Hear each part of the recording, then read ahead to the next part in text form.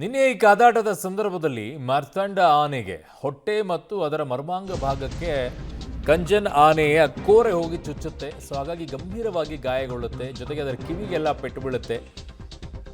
ಇವತ್ತು ಆ ಮಾರ್ತಾಂಡ ಆನೆ ಸಾವನ್ನಪ್ಪಿದೆ. ನಿನ್ನೆನೇ ಅತ್ಯಂತ ಭಯಂಕರವಾಗಿ ಅದಕ್ಕೆ ಗಾಯ ಆಗಿತ್ತು.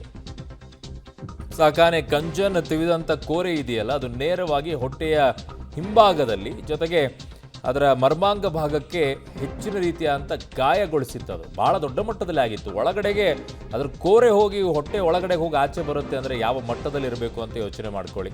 ಮಹಿಳೆ ಕೂಡ ಅದರಲ್ಲಿ ಸಾವನ್ನಪ್ಪಿದ್ರು ಕಾಳಗದಲ್ಲಿ. ಮಾರ್ತಾಂಡ ಆನೆ ನಿನ್ನೆನೇ ಗಾಯಗೊಂಡಿತ್ತು, ಬಟ್ ಇವತ್ತು ಅದು ಕೊನೆ ಹೆಸರು ಎಳೆದಿದೆ.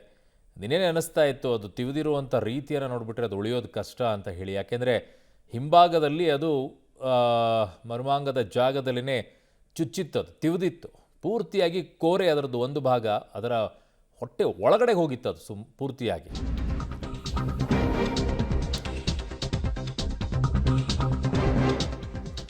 ಮಾರ್ತಾಂಡ ಆನೆ ಸಾವಿನಿಂದ ಮಾವುತರಿಗೆ ಆಘಾತ ಆಗಿದೆ. ಯಾರಿಗೆ ತಾನೇ ಆಗಲ್ಲ ರೀ.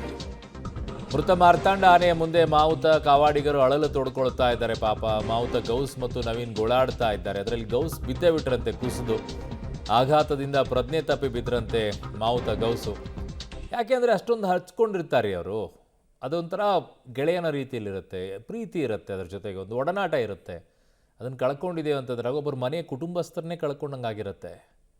ಆ ಪರಿಸ್ಥಿತಿ ಇರುತ್ತೆ. ಪ್ರಾಣಿಗಳನ್ನು ನೋಡಿ ಅಲ್ಲಿ ಹೆಂಗೆ ಅವರು ಪಾಪ ಅದರ ಜೊತೆಗೆ ನೋಡಿ ಅಲ್ಲಿ ಹೆಂಗಿರುತ್ತೆ ಅಂತ. ನೀವು ಮನೇಲಿ ಸಾಕಿರುವಂಥ ಒಂದು ನಾಯಿನೋ ಬೆಕ್ಕೋ ಏನೋ ಹೆಚ್ಚು ಕಡಿಮೆ ಆದಾಗ ಹೆಂಗೆ ಸಂಕಟ ಆಗುತ್ತೆ, ಕಣ್ಣೀರು ಹಾಕ್ತೀರಾ. ಅಷ್ಟೇ ಯಾಕೆ, ಮೀನು ಸಾಕಿದವರು ತಮ್ಮ ಮೀನು ಏನಾದರೂ ಅಕ್ವೇರಿಯಮಲ್ಲಿ ಸತ್ತೋಯ್ತಂದ್ರೆ ಅದಕ್ಕೆ ಸಂಕಟ ಪಡ್ತಿರ್ತಾರೆ.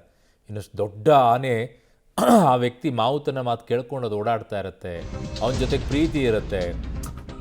ಏಕಾಏಕಿಯಾಗಿ ಹಿಂಗಾದಾಗ ಹೆಂಗೆ ಅನ್ನಿಸ್ಬಿಡುತ್ತೆ.